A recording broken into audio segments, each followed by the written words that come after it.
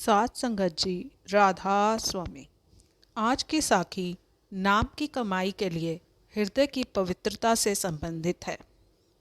बुखारा के बादशाह इब्राहिम अधम को परमारथ का शौक हुआ। वह फ़कीरों की तलाश में रहने लगा, लेकिन ऐशो आराम की ज़िंदगी भी जीता रहा। उसकी सेज सवामन फूलों से तैयार होती थी। एक दिन उसने अपने 2 मंजिला मकान के ऊपर देखा कि 2 आदमी घूम रहे हैं। उसने पूछा, भाई कौन हो? उन्होंने कहा, हम सारबान हैं। उसने कहा, कैसे आए? कहने लगे कि हमारा ऊँट खो गया है। तब बादशाह ने कहा, कभी ऊँट भी महलों की छत पर आते हैं? तो जवाब मिला, कभी परमात्मा भी 1.25 मन फूलों की सेज पर मिलता है। इतनी बात कहकर वे दोनों अदृश्य हो गए और बादशाह बेहोश हो गया।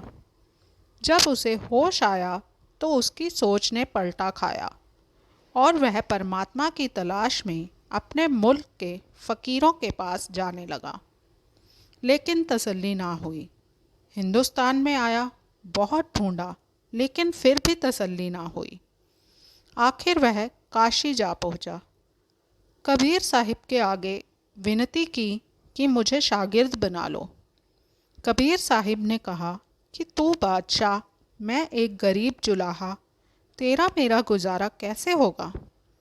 उसने अर्ज की कि बादशाह बनकर आपके द्वार पर नहीं आया, एक गरीब भिखारी बनकर आया हूँ। खुदा के लिए मुझे बख्श लो। औरतें नरम दिल होती हैं।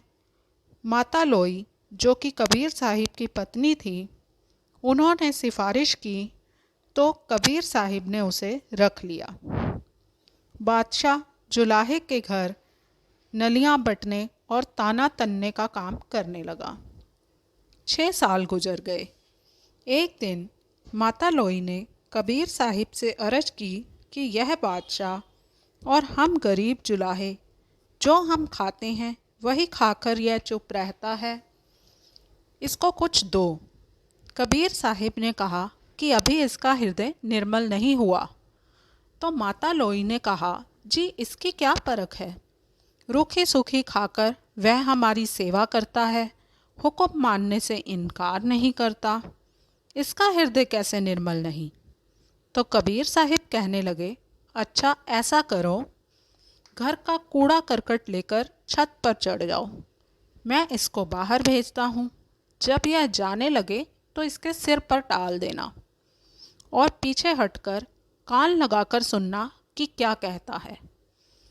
जब माता लोई ऊपर गई तो कबीर साहिब ने कहा, बेटा मैं कुछ बाहर भूल आया हूँ, उसे अंदर ले आओ। जब वह बाहर गया तो माता लोई ने कूड़े करकट का टोकरा सिर पर डाल दिया और आप पीछे हटकर सुनने लगी। वह गुस्से में बोला, अगर होता बुखारा तो जो करता सो करता। माता लोई ने आकर कबीर साहिब को बताया कि जी ऐसा कहता था।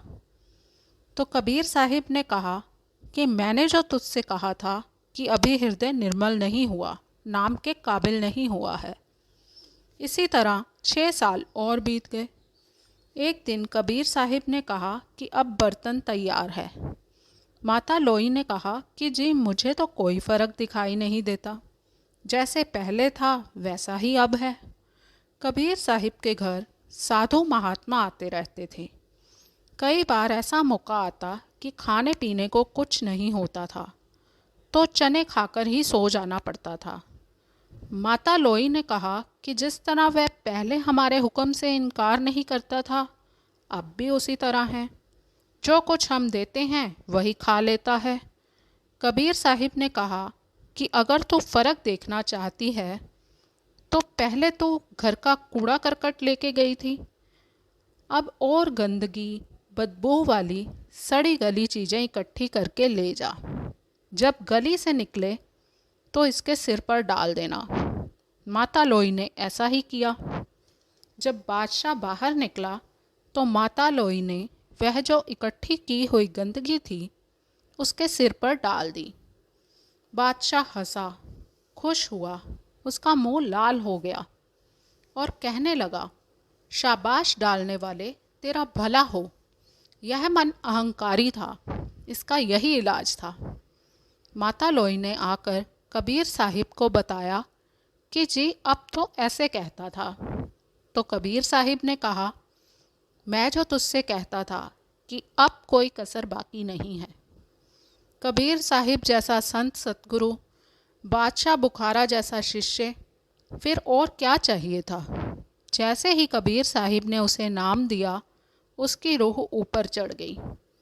फिर कबीर साहिब ने कहा, जा अब जहाँ तेरी मर्जी, जाकर बैठ जा और तेरी भक्ति पूरी हो गई। नाम बहुत बड़ी दौलत है, जिसको पाकर फ़कीर 7 विलायतों की बादशाही को भी ठोकर मार देता है। नाम की कमाई कोई मजाक नहीं है। गुरु नानक साहिब ने 11 साल पत्थरों कंकरों का बिछोना किया। गुरु अमरदास जी ने 12 साल तक पानी ढोया, तो जाकर नाम की कमाई हुई। हृदय जितना पवित्र होता है, नाम उतनी ही जल्दी असर करता है। साथ संगत जी, राधा स्वामी।